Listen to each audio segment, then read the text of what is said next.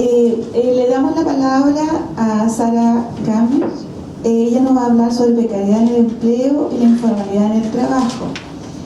Su experiencia: ella es economista y especialista en protección social y desarrollo, y en su carrera ha estado trabajando como consultora y funcionaria de varias organizaciones internacionales. Ha publicado ensayos académicos de políticas sobre diversos temas de protección social, mercado laboral, género y pobreza. Por favor, Lisa. Muchas gracias. Bueno, yo creo que voy a dar un recorrido por nuestra definición según la OIT de informalidad, que puede complementar un poco este discurso sobre la precariedad del empleo y la informalidad. Quisiera enfocarme un poco en nuestras definiciones de informalidad, porque hay una multiplicidad de diferentes definiciones, y dar unas cifras sobre la informalidad global y en particular en América Latina, y enfocarme en el acceso a la seguridad social, porque yo siento que nosotros tenemos realmente un vacío en la parte del análisis del acceso a servicios de salud. A pesar del hecho que tenemos una iniciativa global que es el piso de protección social, que es una iniciativa conjunta con diferentes organismos de las Naciones Unidas, que quisiera asegurar protección universal en varios servicios básicos, con la idea de que sea un complemento para la seguridad social.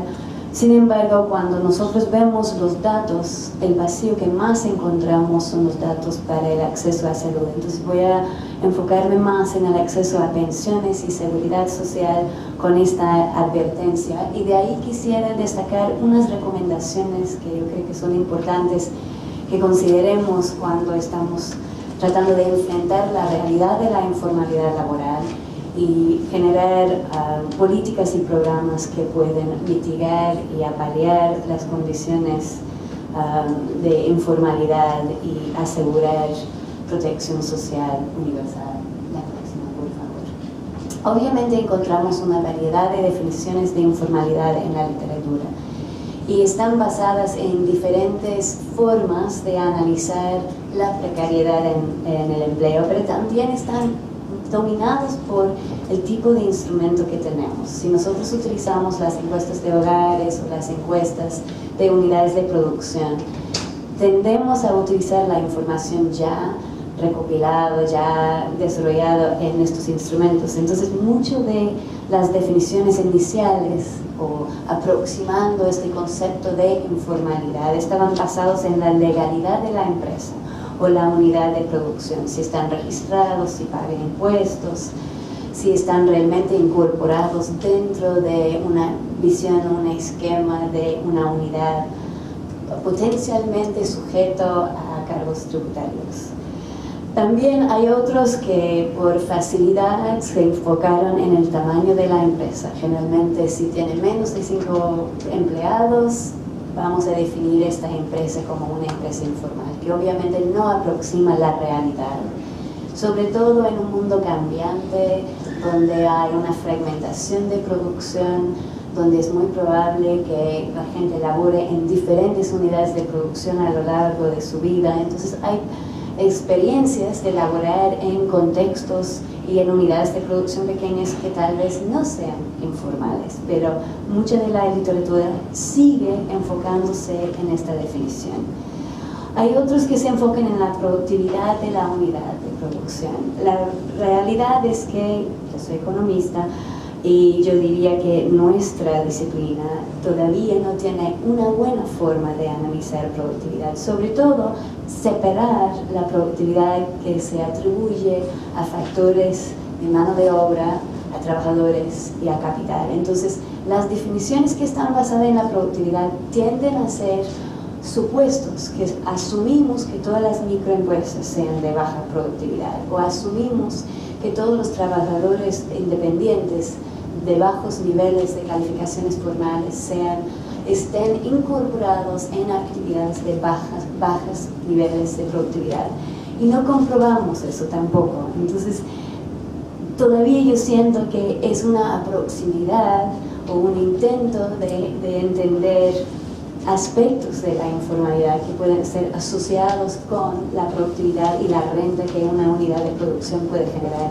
Pero no llegamos realmente al grano, y yo diría que para la OIT esto fue un discurso bastante importante que llegó a enfocarse más en la calidad del empleo y a los derechos asociados con la calidad del empleo, porque es ahí donde llegamos a entender las implicancias de la informalidad para los trabajadores. La próxima, por favor. Eso es un recorrido de la evolución del discurso dentro de la OIT sobre cómo enfrentamos el concepto de la informalidad, la necesidad de analizar, medir, tener una evaluación del tamaño de la informalidad, y la evolución también de este discurso hacia una definición que está basada en la calidad del empleo y no solamente en el tipo o el tamaño de las unidades de producción o la legalidad de estas unidades de producción. La próxima, por favor.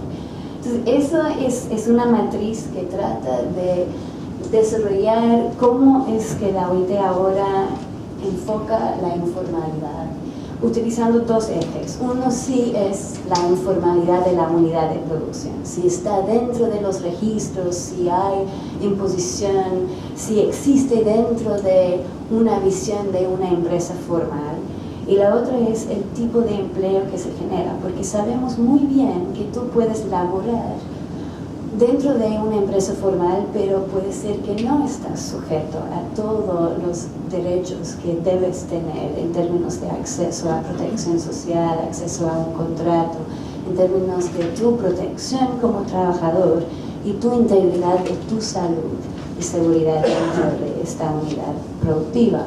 Entonces, la idea era tratar de fragmentar, pero también alinearse con el discurso previo sobre la formalidad de la unidad de producción y el tamaño de la empresa, destacando explícitamente también trabajadores familiares no remunerados, miembros de cooperativas y productores, y también para entender la complejidad de las relaciones de dependencia o pseudo-dependencia que estamos observando en esa época de globalización. Entonces, esta matriz trata de ver cuáles son los empleos formales y cuáles son empleos informales dentro del sector formal que se puede destacar como otro eje de vulnerabilidad. Aplicando la próxima, por favor. Entonces, la idea es aquí entender qué es el sector informal, empleo generado en empresas no constituidas que no cumplen con las regulaciones nacionales obligatorias y que no llevan registros contables, y cuál es el empleo informal, empleo en empresas del sector formal o informal, que también comprende trabajadores en el sector informal y empleos asalariados que no cuentan con protección social o con las determinadas prestaciones relacionadas con el empleo. Aquí trato de usar estas definiciones para darles una idea del tamaño de la informalidad que observamos, sobre todo en términos de informalidad de empleo. Aquí.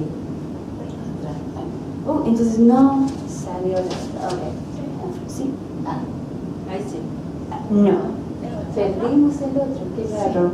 Lo siento.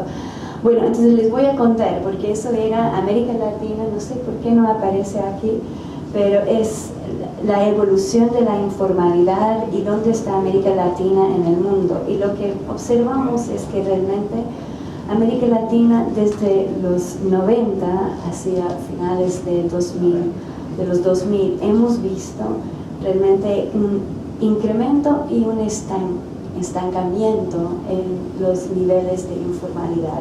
Y América Latina, según nuestra definición, anda alrededor del 52% de informalidad. En Asia lo que vimos era exactamente el opuesto, un declive en la informalidad y un incremento pero marcado. Y África refleja el opuesto de eso, un incremento y después un leve declive. Pero estamos hablando de niveles de informalidad mayores de 50% en cada región. Desafortunadamente, con esta definición tendemos a excluir los países desarrollados. Entonces estamos realmente aquí hablando de una muestra de alrededor de 75-80 países y no incluimos aquí la informalidad en los países desarrollados, en Europa y en los Estados Unidos sobre todo, que sigue siendo una lástima que no aplicamos las mismas definiciones para visibilizar también la precariedad del empleo en países desarrollados. La próxima.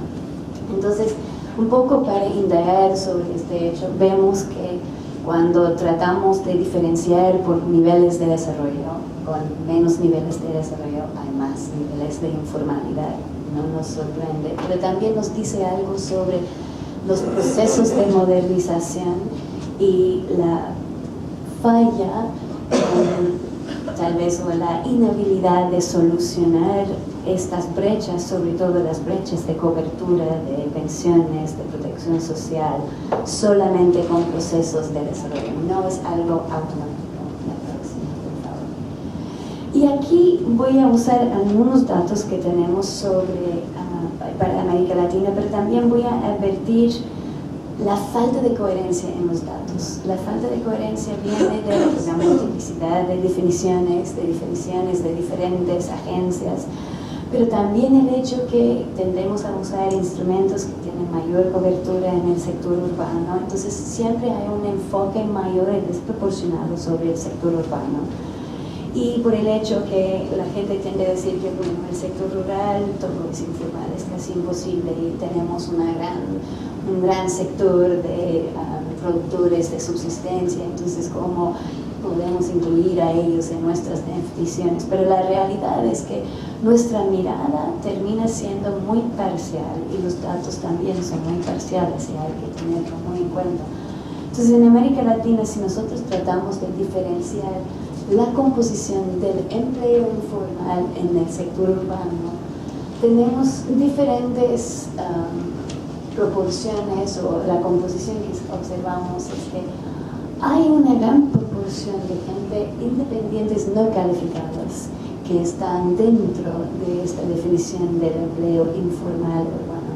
Yo diría que también no tenemos solamente que hacer este corte por no calificados. Hay igual en nuestros países, en la región, abogados que trabajan sin previsión social, como que gente en el sector informal, tal cual como lo envisionamos, con niveles de calificaciones formales muy bajos, que tampoco tienen acceso a la previsión social. Y también hay gente dentro del sector público que trabajan por honorarios, que tampoco tienen acceso a la previsión social. Entonces tenemos que pensar un poco en la heterogeneidad de esta población y las diferentes maneras de hacer llegar la protección social a ellos. También hay que pensar dentro de la categoría de otros empleos informales, incluye asalariados, personas en el servicio doméstico y familiares no remunerados. Pero es importante destacar el servicio doméstico aquí porque sabemos que es una gran fuente de empleo para gente no calificada, sobre todo para mujeres, pero es un sector donde hay muy poca previsión social. Y hay iniciativas muy importantes, y yo diría que la iniciativa 189 de la OIT es una iniciativa que valdría la pena seguir porque es parte de un intento de ampliar la cobertura y la formalidad, sobre todo en el sector doméstico, y ayudar a la afiliación, también ayudar a la negociación colectiva en este sector. La próxima, por favor. Utilizando nuestra definición de informalidad y trabajando con una base de datos que se hizo con la OIT y con WIGO. WIGO es una organización que se llama Women in Informal Employment, Globalizing and Organizing. Y es un grupo de académicos, pero también de activistas de ONGs, incluye gente de BRAC en Bangladesh, también de SEWA en India, y es un grupo de personas que han estado realmente empujando un análisis de la informalidad, y ellos se unieron con la OIT y fueron realmente muy importantes en el primer ensayo sobre informalidad que se llama Men and Women in the Informal Economy, en 2000, y ellos volvieron a actualizar los datos junto con la OIT utilizando las encuestas de hogares que tenemos para tratar de tener un análisis global de informalidad. Yo saqué solamente los datos para América Latina e hice una corte sumamente arbitraria de que dónde están los sectores donde observamos mayores niveles de informalidad, mayor de 60%, y para ver dónde están o cuáles son los clústeres de informalidad para hombres y mujeres. Eso es informalidad de empleo femenino.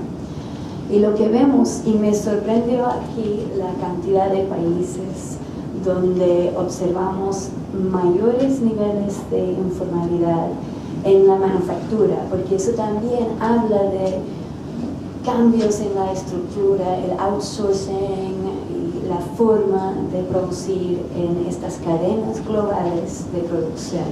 Y aquí tenemos Bolivia, Colombia, Ecuador, Honduras, Nicaragua, Panamá y Paraguay.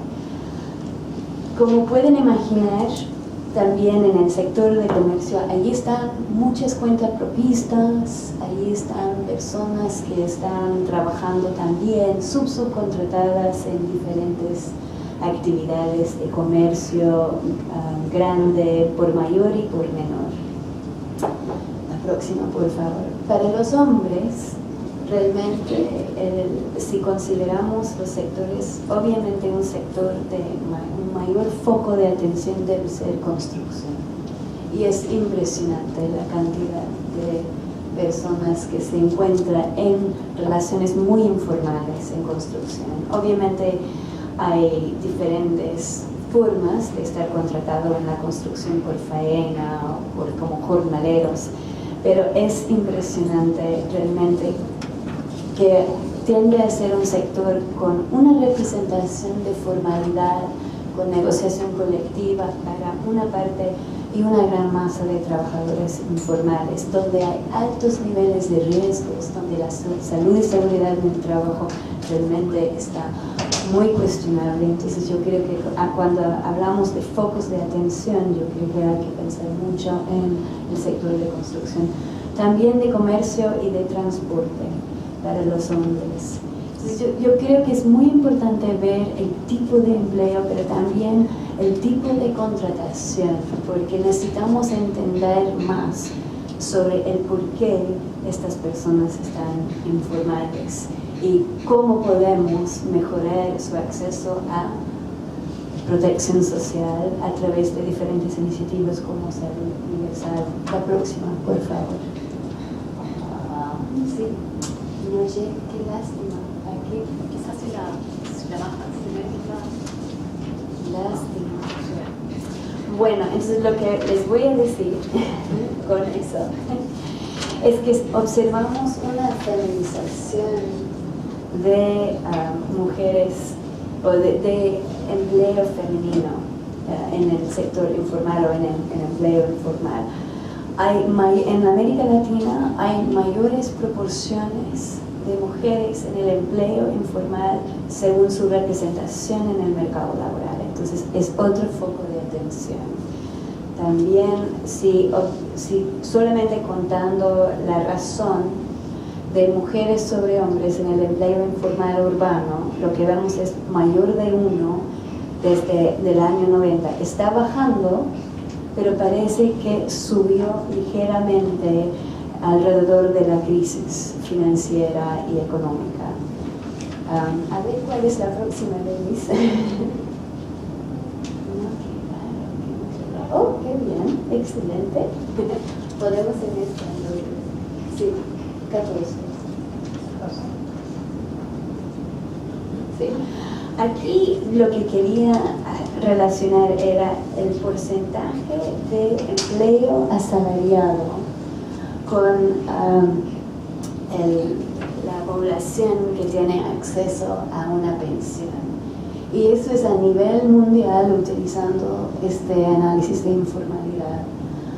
Pero lo que observamos, que realmente para mí es otro foco de atención para América Latina, es que si ponemos esta línea de regresión, que es una línea logarítmica aquí, solamente para representar el promedio dado la proporción de empleo asalariado, observamos que muchos de los países en América Latina están por debajo del promedio, en el sentido de que aún dado el nivel de asalariados formales que tienen,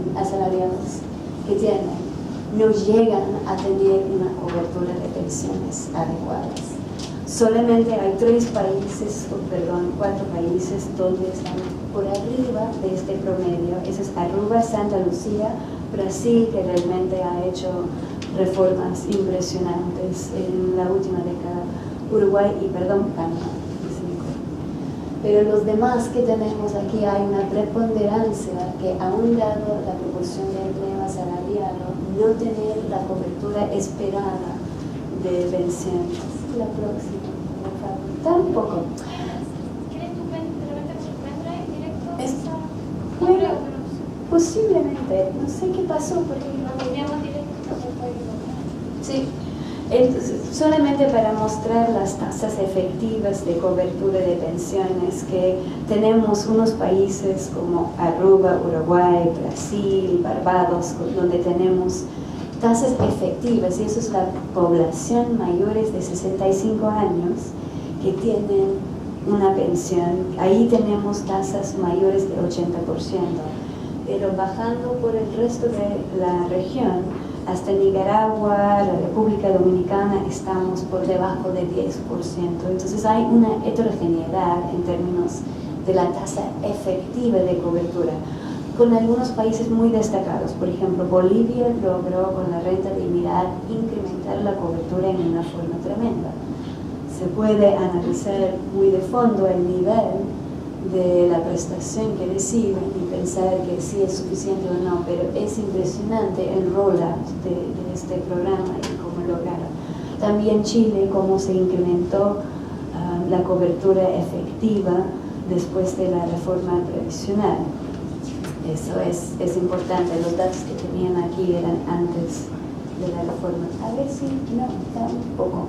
Solamente para enfatizar que hay una diferenciación muy marcada en los niveles de pensiones por hombres y mujeres. Y eso subraya también cuando estamos pensando en las razones por las cuales no necesariamente generas acceso a todos los derechos de previsión social a través de tu vínculo en el mercado laboral. Es que las mujeres enfrentan mayor segmentación laboral por sexo. También tienen más entradas y salidas al mercado laboral, sobre todo para solucionar el déficit de cuidados, para responder a las necesidades de cuidar y de responder a las necesidades de reproducción social, reproducción de la fuerza laboral. También tienen menos densidad de cotizaciones de acuerdo a eso, y de acuerdo a las brechas salariales que se observan, tienen también niveles de cotizaciones que son por debajo de los hombres. Agrega eso al hecho que tienen mayor expectativa de vida y estamos enfrentando una población muy feminizada de mujeres pobres en la vejez y con problemas de salud que hay que solucionar a través de otros mecanismos que no sean solamente el vínculo a través del mercado laboral. En términos de las estrategias para la inclusión, yo creo que cuando yo analizo las estrategias que nosotros estamos persiguiendo o generando, hay que pensar también que somos una entidad tripartita. Entonces, nuestras soluciones tienen que ser concertadas entre 3 diferentes sectores del gobierno, el sector privado y los sindicatos. Pero el discurso sobre la informalidad sí está llegando a tener algunas recomendaciones muy concretas. Yo creo que en términos de cómo se puede mejorar la formalidad de la empresa, tenemos muchas recomendaciones, también en la literatura del BID, del Banco Mundial, del Doing Business, de diferentes entidades que han trabajado eso, sobre la reducción de los costos a entrar en la formalidad, la simplificación de las reglas y procedimientos y el rediseño de mecanismos de acceso a la formalidad. Otra vez en nuestra región yo destacaría Brasil en lo que ellos hicieron con la ley de la simplificación del acceso de la microempresa a diferentes beneficios de formalidad en conjunto con una gama de beneficios que les dio incentivos realmente para formalizarse y para formalizar la planta asociada con estas MIPYMES. La segunda, por favor. También hay que pensar en las regulaciones laborales para las empresas formales. Y eso implica reconocer las múltiples relaciones laborales que existen, su contratación, vínculos temporales, contratistas por honorarios, y no solamente conceptualizarlo en el contexto de la gente de bajos niveles de calificaciones, aunque sí es un grupo particularmente vulnerable. Hay que también tener un enfoque sobre los derechos laborales, y yo diría aquí la educación previsional también.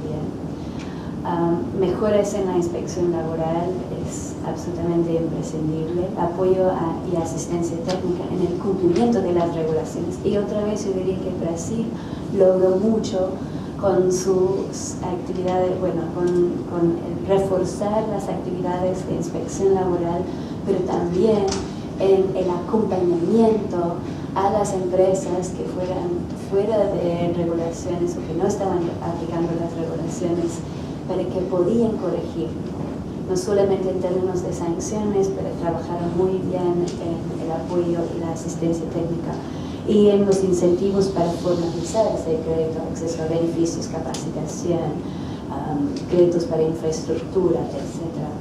La próxima, por favor. Y para los trabajadores informales con empleos muy precarios, yo creo que necesitamos contribuir al debate sobre los costos laborales y la flexibilidad, porque es parte de la realidad que vivimos ahora, y yo creo que es muy útil contribuir con diferentes investigaciones sobre si realmente la mayor flexibilidad es la alternativa para reducir los costos laborales y visibilizar otra vez los costos de eficiencia, de renta o de productividad, y también a nivel de la sociedad en términos de salud y seguridad en el trabajo, del costo de la informalidad, porque existen estos costos y los costos están trasladados a los individuos, a los hogares, pero al final a la sociedad. La otra respuesta es universalizar acceso a la protección social, pensiones y salud. Y iniciativas como el 189 para sectores donde hay un foco rojo, para empleados de específica vulnerabilidad. Y finalmente, extender la protección, la próxima, por favor, social para los trabajadores informales, visibilizar las restricciones del modelo de provisión de protección social sobre bases contributivas. Eso es importante. Sabemos que no se puede solucionar las brechas solamente a través de los vínculos laborales, o que los derechos se acumulan solamente a través de los vínculos laborales, pero también el papel de los programas no contributivos universales en salud y pensiones es complementaria a 102, la Convención 102. Eso es importante porque lo que observamos en términos de la formalidad, lo que ganamos era a través del movimiento sindical al principio del siglo pasado. Entonces, no hay que dejar de reconocer la importancia de la seguridad social en el mercado laboral, sino hay que reconocer las limitaciones en este contexto que está globalizándose para asegurar la provisión o la entrega de servicios para todos. También yo diría que los compromisos a través de los ODM son tremendamente importantes. Protección a la maternidad y los cuidados infantiles son parte de este paquete de beneficios universales, y no hay que olvidar la importancia de las transferencias condicionadas o con corresponsabilidades, que ha logrado también incrementar ambos la demanda y la oferta para servicios de salud básica, que son sumamente importantes. Muchas gracias.